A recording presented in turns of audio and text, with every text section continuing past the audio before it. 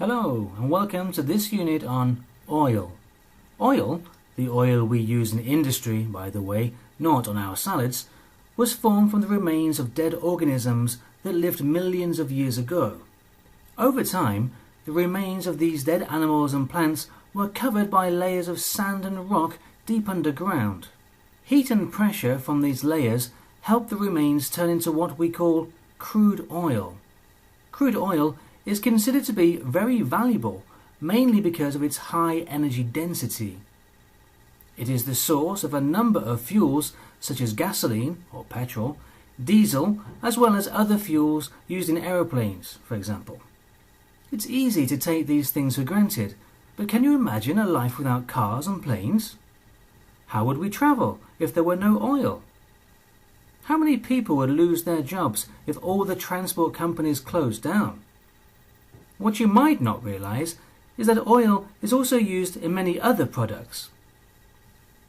The pharmaceutical industry is a good example. I'm sure we could survive without creams and lotions for minor problems, but what about the serious stuff?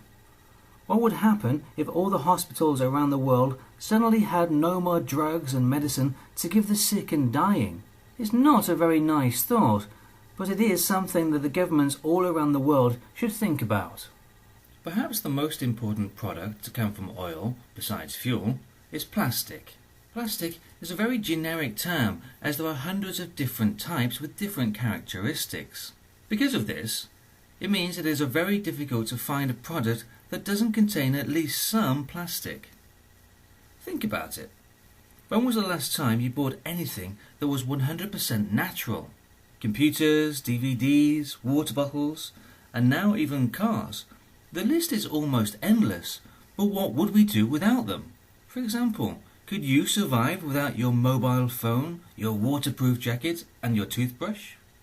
Even if you only bought things made of wood or other natural elements, the next question is, how would it get to the shop? It's an important question because much of our transportation system, such as trucks and vans, run on oil. As we look deeper into the world's economy, it becomes increasingly more apparent that oil is truly essential. There are lots of videos on YouTube that talk about what life would be like if oil on the earth suddenly disappeared. You should take a look. Oil has been around for millions of years, but we only started using it about 150 years ago. So what took us so long? Well, there are some very good reasons for this. Firstly, you have to find the oil. Scientists and engineers start by exploring one area and studying rock samples from the earth. They take measurements and, if the site seems promising, they start drilling. Technology and improved equipment made the process a little easier these days, but it's far from easy, and it's still possible that they could make a mistake. The second problem, after finding the oil, is accessing it. With a few exceptions, oil is incredibly difficult to access because it is usually deep underground and covered by thousands of tons of dense rock, which make it very difficult to reach. If you have ever seen any films about striking oil, such as Giant and There Will Be Blood, you should have a good idea of what the process is like.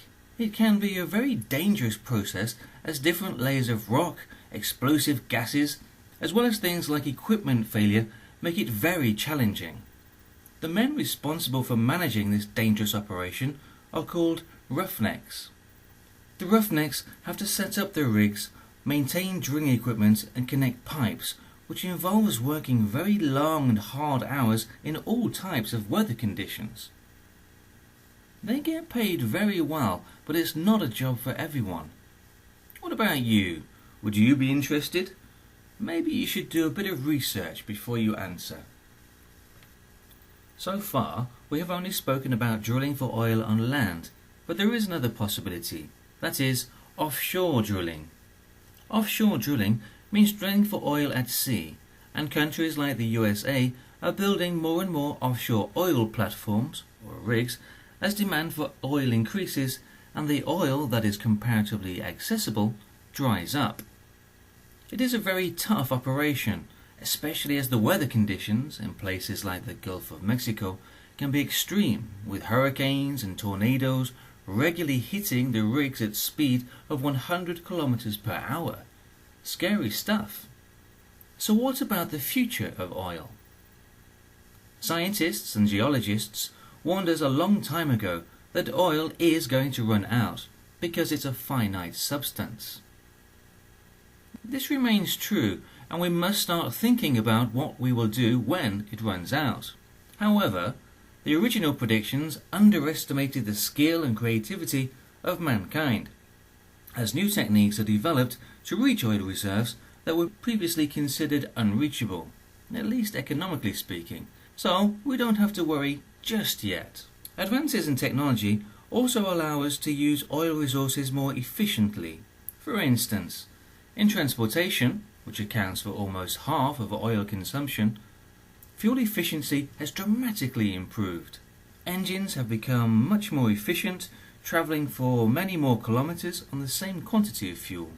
Attitudes have improved too, as even the Americans have started using smaller cars, as the silver lining of the economic crisis has educated people to pay more attention to where their money goes, and they have realised that there really is no need for a huge 4x4 monster truck just to go to the local supermarket. Well, I hope you enjoyed it, as it's time for me to say ciao for now.